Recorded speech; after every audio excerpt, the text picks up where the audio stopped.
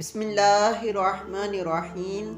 جب اللہ پاک کسی انسان سے محبت کرتے ہیں تو گھر میں 4 نشانیاں ظاہر ہوتی ہیں۔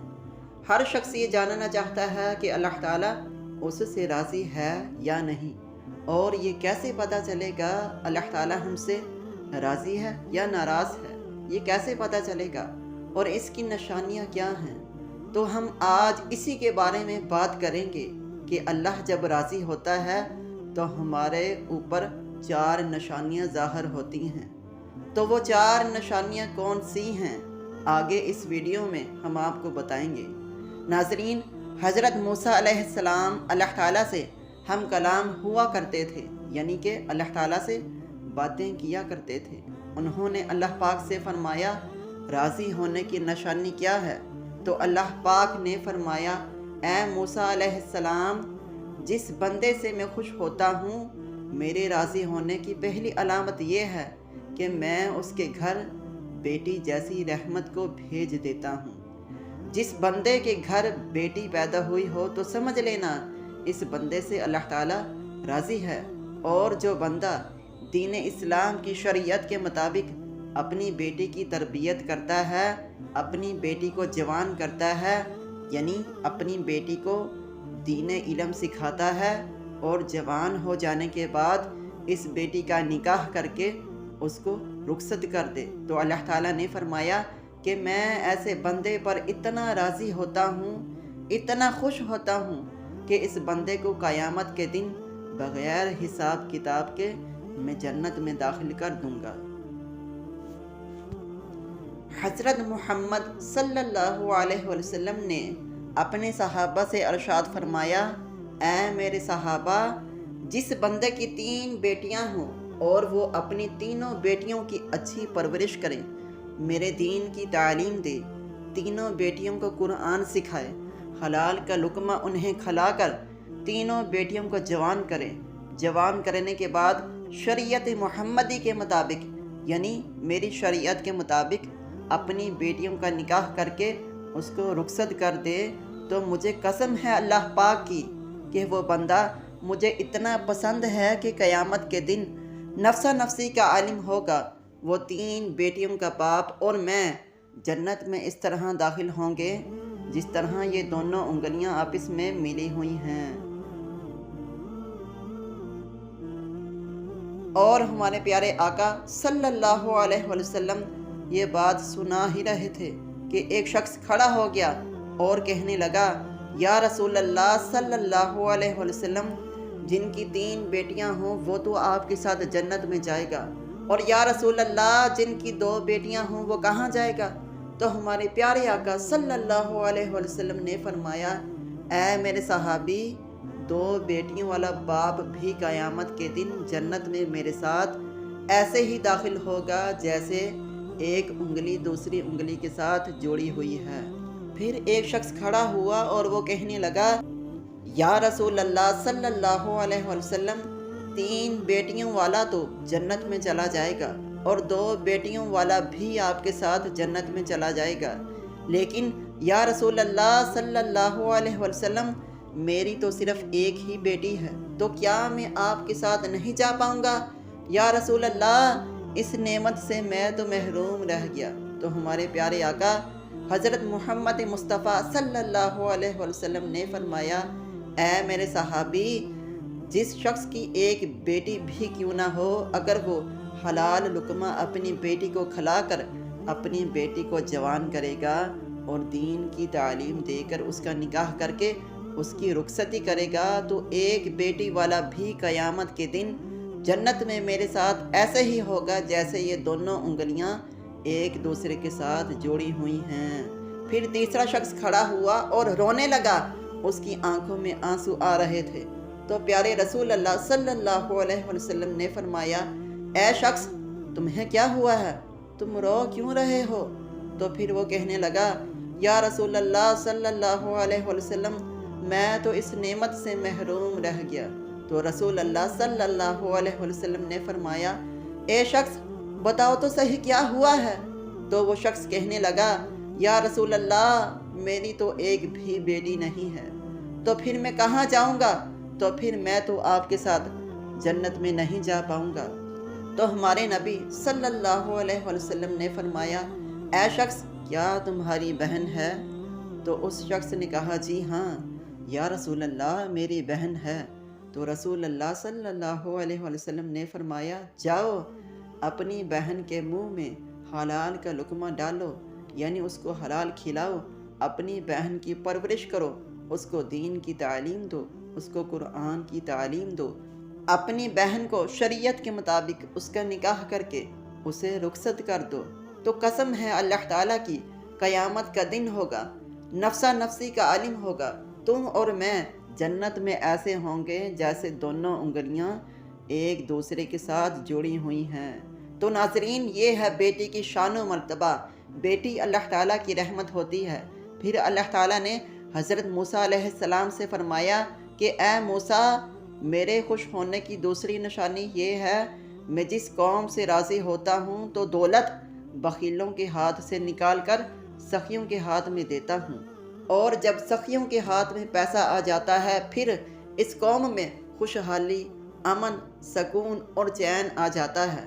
قوم کا ہر بندہ خوش نظر آتا ہے۔ اگر حکومت کرنے والے لوگوں میں سکھی لوگ ہوں اور نیک لوگ ہوں تو سمجھ لینا اللہ تعالیٰ اس قوم پر راضی ہے۔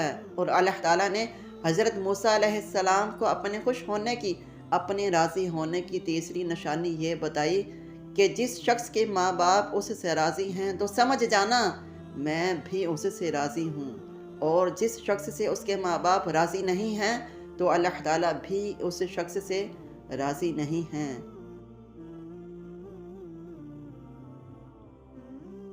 اور یہ بات آپ لوگ اپنے آس پاس غور کر کے دیکھیے، آپ کے محلے میں، آپ کی بستی میں کوئی نہ کوئی ایسا گھر ضرور ہوتا ہے جس گھر میں اس شخص سے اس کے ماں باپ راضی ہوتے ہیں، خوش ہوتے ہیں۔ تو ایسا شخص ہمیشہ اپنی زندگی میں کامیابی ہی کامیابی حاصل کرتا ہے۔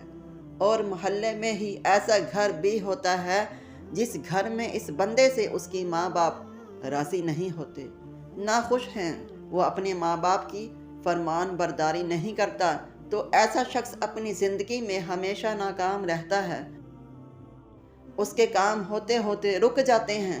تو میرے عزیزو، اپنے ماں باپ کی خدمت کرو، اپنے ماں باپ کی عزت کرو، اپنے ماں باپ کو راضی کرو، ماں باپ کو خوش رکھو، ان سے دعائیں لو، ان کا حال پوچھو، ان سے محبت سے تھوڑی دیر گفتگو کرو۔ اگر تمہارے ماں باپ تم سے ناراض ہیں، ناخوش ہیں، تو انہیں راضی کرو، ان سے معافی مانگو، اور اللہ تعالیٰ جس بندے سے خوش ہوتا ہے اس بندے کو اپنے ماں باپ کی خدمت میں لگا دیتا ہے۔ آپ نے یہ سنا ہی ہوگا، ماں باپ راضی تو خدا راضی۔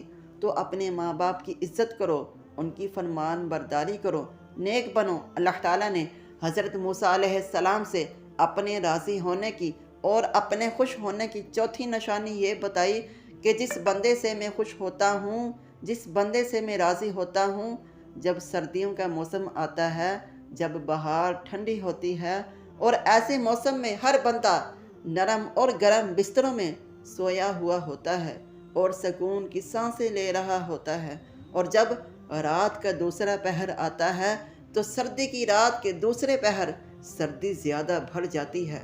تو اللہ تعالیٰ فرماتا ہے کہ جب رات کا دوسرا پہر آتا ہے تو میرا جو بندہ اس سردی میں اٹھتا ہے اور وہ ٹھنڈے پانی سے وضو کرتا ہے اور میری عبادت میں اپنے سر کو میرے سامنے جھکاتا ہے، میری محبت میں اپنے سر کو جھکاتا ہے، ایسے شخص سے بھی میں محبت کرتا ہوں اور میں ایسے شخص سے ہمیشہ راضی رہتا ہوں۔ تو ناظرین، کچھ لوگ یہ سمجھتے ہیں کہ اللہ تعالیٰ نے جن لوگوں کو دولت سے نوازا ہے، جن لوگوں کو عزت سے نوازا ہے، جن کا بڑا کاروبار ہے، بڑی بڑی گاڑیاں ہیں، بڑا بڑا گھر ہے، تو ایسے شخص سے اللہ پاک خوش ہے، ایسا سمجھتے ہیں۔ لیکن ایسا نہیں ہے، ہوتا بھی ہے اور نہیں بھی ہوتا، کیونکہ اللہ تعالیٰ جس سے راضی ہوتا ہے اس کا امتحان لیتا ہے۔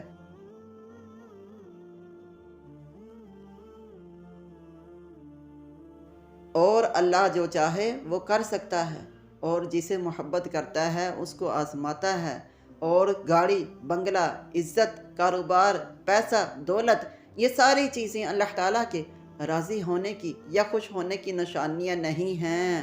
آپ حضرت ابراہیم علیہ السلام کی زندگی دیکھیں، آپ کو ایک چیز پتہ چلے گی، حضرت ابراہیم علیہ السلام اکیلے تھے جو اللہ پر ایمان رکھتے تھے، جو بتوں کی پوجا نہیں کرتے تھے، اسی لیے ان کے والد بھی ان کے خلاف ہوئے، انہیں آگ میں ڈالا گیا، ان کے لوگ ان کے خلاف ہو گئے۔ سوچو، اللہ تعالیٰ ان سے اتنی محبت کرتا تھا اور ان کے ساتھ ایسے ایسے معاملے ہوئے۔ اللہ کی طرف سے آزمائش تھی اور حضرت ابراہیم علیہ السلام نے ہر آزمائش کو ایمان کے ساتھ، صبر کے ساتھ، اللہ تعالیٰ پر یقین کے ساتھ پورا کیا۔